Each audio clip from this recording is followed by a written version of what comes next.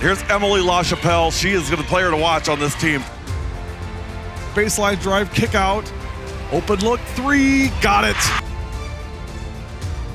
Chapell on the breakaway.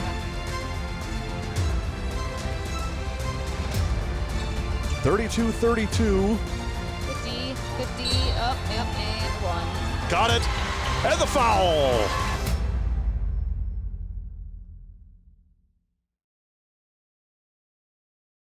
The parent-child relationship versus the coach-player relationship. How do you guys balance that? And how do you delineate that? When it's time to be a dad, it's time to be a coach. I mean, that's sometimes those lines get a little blurry. How does that work for you guys?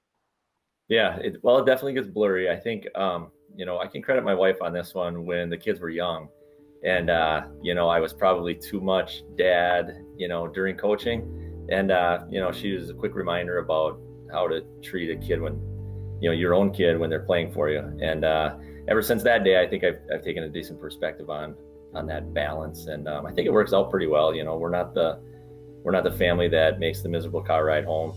The game, between the lines we're battling. We get home, it's mom's time, and we're gonna have dinner, we're gonna talk, and we're gonna be a family. So I agree with pretty much what he said. I feel like we have a really good balance of kind of that coach-player relationship, but then at home it's like not any different. And let's say, for example, like there's a rough practice, like we have a really good separation between what happens on the court and what happens in the house. So, and I feel like over the years we've just continually gotten better at that and not let that affect our relationship one way or the other. What do you take away from this process as as she's a junior now, obviously? When you look back in 10 years, I mean, what comes out of it for you? That the kids can say, hey, we competed at the highest level, we can busted our tails.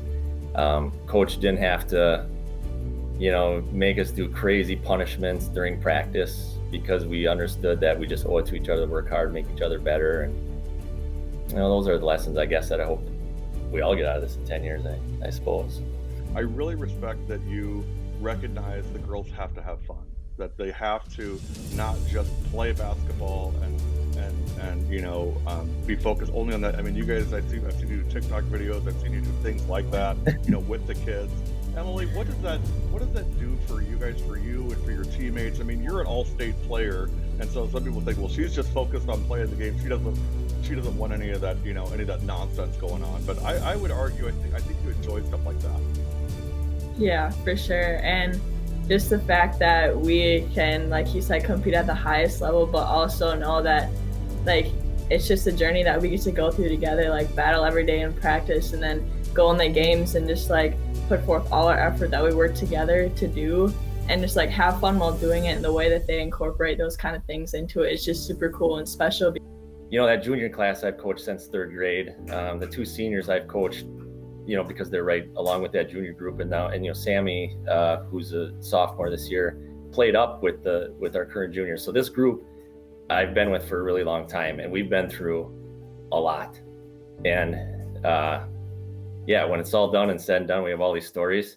It's going to be like one of those really cool experiences and unique situations that people have had through basketball. But we've gotten to support and love and cry and hug. And Emily, I want to shift gears a little bit, talk about the recruiting process, what that's been like for you. I mean, certainly you've got multiple Division I offers across the country. How overwhelming is the process, first of all, and the amount of communication and mail and email and text and all that stuff that you get? I can't even imagine how much stuff you see in a given week.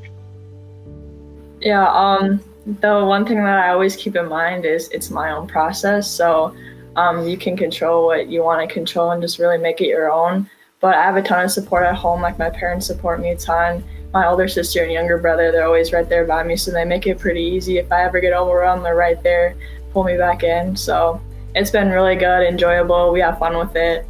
Just the relationships that you're able to build through it is super awesome. Just getting to know different people's stories and all that. Right. It's been really good. And I think go ahead. That goes with that. The one thing that goes with that is that the coaches are really respectful of that. These are kids and they have other things going on. So they're constantly like, hey, what does your schedule look like? Is it cool if we call? Nice. what's the window you want us to call in, and we won't bother you. You know, we want to talk to you. However, we don't want to overwhelm you. So I think, you know, in that regard, like they're pretty good about that, and that's been a really cool part of the process, I guess.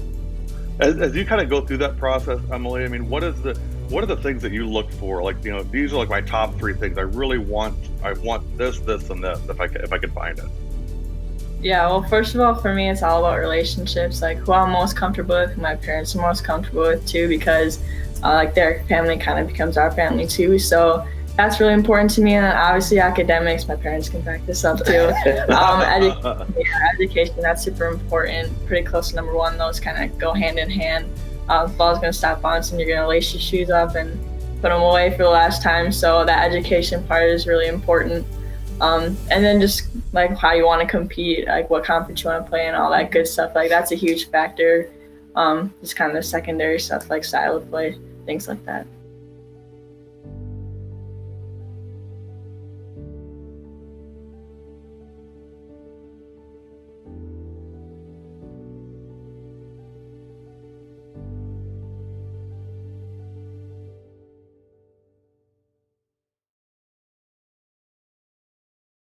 So Wausau West runs this action, I think they call it a kick-knock action or something, so because the ball goes tick-tock. Okay, so he's coming, the screener comes.